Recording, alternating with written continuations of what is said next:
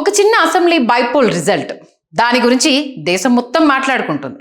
కేవలం 1.5 మంది ఓట్లు వేసిన ఒక ఎన్నిక దేశ రాజకీయ మార్పుకు సంకేతాలు ఇవ్వగలదా?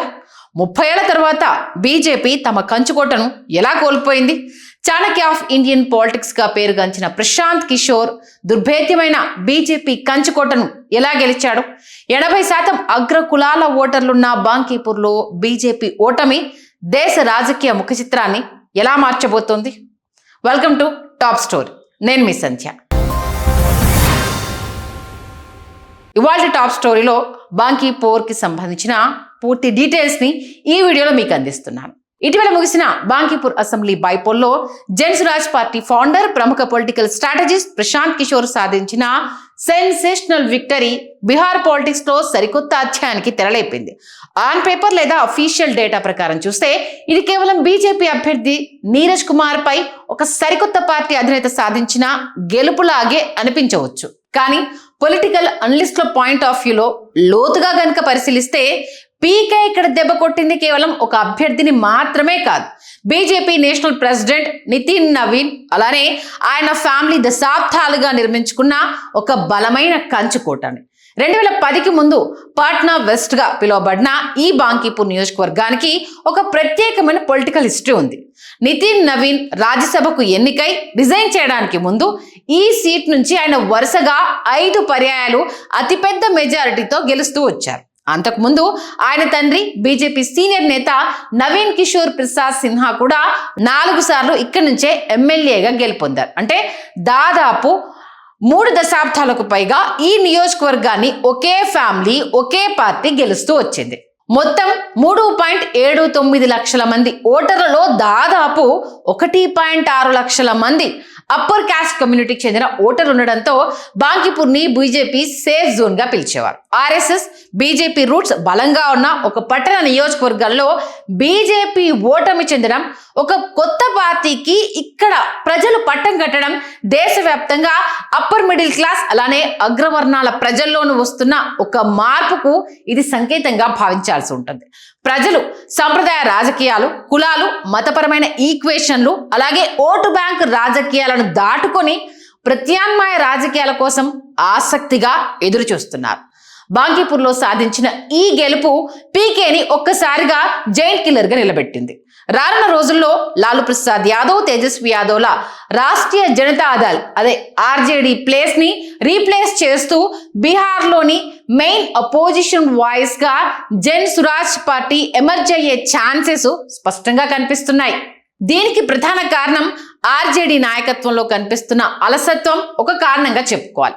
సామ్రాట్ చౌదరి నేతృత్వంలోని ఎన్డీఏ ప్రభుత్వానికి మొదటి ఛాలెంజింగ్ గా ఈ ఎన్నికను విశ్లేషకులు భావించారు. ఈ ఉప ఎన్నికకు సంబంధించి ప్రచార పర్వం తారాస్థాయికి చేరుకున్న సమయంలో ప్రతిపక్ష నేత తేజస్వి యాదవ్ ఏకంగా 3 వారాల పాటు అబ్రాడ్ టూర్ కు వెళ్లడం ఆయన పొలిటికల్ మెచ్యూరిటీని అలాగే ఫైటింగ్ స్పిరిట్ లేమని స్పష్టంగా ఎత్తి చూపింది. ట్రెడిషనల్ యాదవ్ ముస్లిం ఈక్వేషన్లనే నమ్ముకున్న కాలం గడిపే ఆర్జేడీకి నగరాల్లోని చదువుకున్న ఓటర్లు, మార్పును కోరుకునే యువత దూరం జరుగుతున్నారనే రియాలిటీని ఈ బైపోల్ ఎక్స్పోజ్ అనేది తెల్లం చేసింది. మరోవైపు ఈ ఓటమి బీజేపీ హైకమాండ్ కి సీరియస్ టెన్షన్ కలిగించిన విషయమే. ఇది కేవలం నితిన్ నవీన్ ఇమేజ్ కో లేక ముఖ్యమంత్రి సామ్రాట్ చౌదరి అడ్మినిస్ట్రేషన్ స్టైల్ కో పడిన మార్కులు మాత్రమే కాదు, తమకు ప్రధాన ఫౌండేషన్ గా ఉన్న అర్బన్ అప్పర్ క్లాస్ ఓటర్లు క్రమంగా పార్టీకి దూరం అవుతున్నారనే రియాలిటీని బీజేపీకి గుర్తు చేసింది. ఇక ఈ రాజకీయ పరిణామాలన్నీ పాట్నాతో పాటు దేశవ్యాప్తంగా జరిగిన నిరసనలతో లింక్ చేసి ఇప్పుడు చూడాల్సి వస్తుంది. తరం మారింది. వారు రాజకీయాల గమనిస్తున్న తీరు, ప్రతిస్పందిస్తున్న తీరు ఇక్కడ మారుతోంది. జెన్జీ తరం కేవలం కులం, ప్రాంతీయత, మతం లేదా ఫ్యామిలీ బ్యాక్గ్రౌండ్ చేసి ఓటు వేసే పాత జనరేషన్ కాదు. వీరి మైండ్ సెట్, ఆలోచన విధానంలో స్పష్టమైన మార్పు ఇప్పటికే మనకు కనిపిస్తోంది కదా. భావోద్వేగాలు కాకుండా పనితనమే కొలమానంగా చూస్తున్న ఈ జెన్జీ తరానికి సంబంధించి ఇప్పుడు వస్తున్న రిజల్ట్ ఒక సమాధానంగా నిలుస్తున్నాయి. NEET UG paper leakage issue కేవలం ఒక సమస్య గురించి జరిగిన పోరాటం కాదు. నిరుద్యోగం, వ్యవస్థలో పెరిగిపోయిన కరప్షన్ పై ప్రజల్లో పెరుగుతున్న ఫ్రస్ట్రేషన్ కు ఒక రిఫ్లెక్షనే ఈ ఉద్యమం. బాంకీపూర్ బైపోల్లో పడ్డ ఓట్లు బీజేపీ ఓటమి కాక్రోచ్ ఉద్యమానికి ఒక ప్రతిబింబం. 2014లో నరేంద్ర మోదీని ప్రధాని పీఠంపై కూర్చోబెట్టడంలో ప్రధాన పాత్ర పోషించింది ఆనాటి దేశ యువతే. ప్రస్తుత కాక్రోచ్ ఉద్యమం ఇప్పటి యువతలో ఎన్డీఏ ప్రభుత్వం మీద ఆగ్రహం ఏ స్థాయిలో ఉందో తెలుసుకునేందుకే మోదీకి ఒక అవకాశాన్ని ఇచ్చింది. యువతలో ఆగ్రహాన్ని చల్లార్చాలంటే విద్యాశాఖ మంత్రిగా ధర్మేంద్ర ప్రధాన్ రాజీనామా ఒక్కటే శరణ్యం. లేని పక్షంలో ఈ ఉద్యమం మరింత తీవ్ర రూపం దాల్చుతుంది అని భావించారు. స్టూడెంట్ ప్రొటెస్ట్లను కూల్ చేయడానికి ప్రధాని మోదీ తన ట్రస్టెడ్ లీడర్ 2014 నుండి కేంద్ర మంత్రివర్గంలో కొనసాగుతున్న అతి కొద్ది మంత్రుల్లో ఒకరైన ధర్మేంద్ర ప్రధాన్ను విద్యాశాఖ మంత్రిగా తొలగించారు. అయితే నిరసనలకు సరెండర్ అయ్యి ధర్మేంద్ర ప్రధాన్ను పక్కన పెట్టడం ద్వారా పార్టీ వీక్నెస్ బయటపడిందని భావించిన బీజేపీ ఆ తరువాత తన స్ట్రాటజీని పూర్తిగా మార్చుకుంది. సాఫ్ట్ అప్రోచ్ ను వీడిన బీజేపీ లీడర్షిప్ నిరసన తెలుపుతున్న యూత్ పట్ల హార్డ్ లైన్ అప్రోచ్ ను ఫాలో అవడం మొదలుపెట్టింది. ఎంపీ కంగనా రనౌత్ నిరసన తెలిపే మహిళా స్టూడెంట్స్ ని జనరేషన్ గట్టర్ అని, వారు హౌస్ వైఫ్స్ గా కూడా పనికిరారు అని చేసిన తీవ్ర వ్యాఖ్యలు మరింత కాంట్రవర్సీకి దారితీశాయి. అలాగే ఉత్తరప్రదేశ్ గవర్నర్ ఆనందీబెన్ పటేల్ ప్రొటెస్టర్ల లాంగ్వేజ్ సొసైటీకి సిగ్గుచేటు అని కామెంట్ చేయడం ఈ హార్డ్ లైన్ కి మరింత బలాన్నిచ్చింది. శుక్రవారం రాత్రి ప్రధాని మోదీ స్వయంగా రిలీజ్ చేసిన ఇన్స్టాగ్రామ్ వీడియోలో కొంట పిల్లలు తన చనిపోయిన అమ్మపై వాడిన అబ్యూజివ్ లాంగ్వేజ్ ని తాను ఫర్గివ్ చేస్తున్నట్లు చెబుతూనే ఈ ప్రొటెస్ట్లను స్టూడెంట్స్ పొగరుబోతుతనంగా ప్రొజెక్ట్ చేసే ప్రయత్నం చేశారు. ఈ మాటల వెనుక బీజేపీ ఒక స్పష్టమైన కౌంటర్ స్ట్రాటజీని ఇంప్లిమెంట్ చేసింది. నిరసనల వెనుక ఉన్న అడ్మినిస్ట్రేటివ్ ఫెయిల్యూర్స్ ని, పేపర్ లీకేజ్లను పక్కకు నెట్టి మొత్తం మూమెంట్ ని కొందరు అల్లరి మూకలు ప్రైమ్ మినిస్టర్ ని నిందించే ఇన్సిడెంట్ గా మార్చాలని చూసింది. కానీ ఈ స్ట్రాటజీ పబ్లిక్ లోకి ఎంతవరకు వెళ్ళింది అనేది అనుమానమే. Popular C voters snap survey data దీనికి భిన్నమైన పిక్చర్ ని చూపిస్తోంది.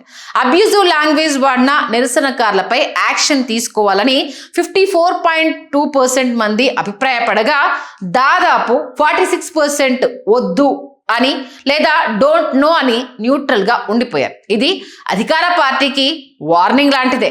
సిజేపీ జెన్జీ మూవ్మెంట్ కి మద్దతు పెరగడానికి ప్రధాన కారణం పేపర్ లీకేజీలపై ఆగ్రహము అనేది 27.6% ఉంటే యాంటీ ఇన్కంబెన్సీ 39.5% అని స్పష్టమైంది. అలాగే యూత్ లో ప్రధాని మోదీ పాపులారిటీ ఇప్పటికీ 39.8% వద్ద ఫస్ట్ ప్లేస్ లో ఉన్నప్పటికీ రాహుల్ గాంధీ 27.9% తో సెకండ్ ప్లేస్ లో, సిజేపీ 12.6% తో థర్డ్ ప్లేస్ లో పొందిన పర్సంటేజ్ మోదీ అజేయతకు గండి కొడుతోంది.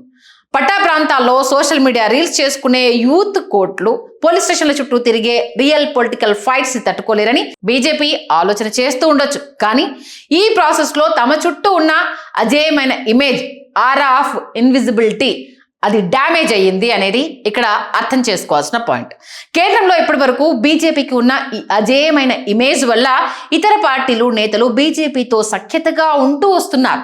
ఈ ఇమేజ్ ఒక్కసారి తగ్గడం మొదలు పెడితే బీజేపీకి ఆయా రాష్ట్రాల్లో పట్టు అనేది క్రమంగా తగ్గిపోతుంది. ప్రస్తుతం దేశంలో మోదీకి ఆల్టర్నేటివ్ ఎవరు అనే ప్రశ్నకు బలమైన ఆన్సర్ లేకపోవడం, రాహుల్ గాంధీ నాయకత్వంపై జనంలో ఇంకా పూర్తి స్థాయిలో నమ్మకం లేకపోవడమే బీజేపీకి ఉన్న ఏకైక సేఫ్టీ షీల్డ్. కానీ ఇండియన్ పొలిటికల్ హిస్టరీని ఒక్కసారి పరిశీలిస్తే 1977 ఎమర్జెన్సీ తరువాత, 1989 బోఫోర్స్ ఆరోపణలు, ఆ తర్వాత 2004 ఇండియా షైనింగ్ ఫెయిల్యూర్ లేదా 2014 యూపీఏ కరప్షన్లో పీపుల్ ఆల్టర్నేటివ్ లీడర్ ఫేస్ ని చూసి మాత్రమే కాకుండా అప్పటి గవర్నమెంట్లపై ఉన్న తీవ్ర యాంటీ ఇన్కంబెన్సీతోనే ఓటేసి గద్దె దింపేశారు. జయప్రకాష్ నారాయణ్, విపి సింగ్ లేదా నరేంద్ర మోదీలు ఆ సమయానికి ఉన్న ప్రభుత్వ వ్యతిరేకత వేవ్ ని ఎఫెక్టివ్ గా యూజ్ చేసుకొని పవర్లోకి వచ్చిన వారే.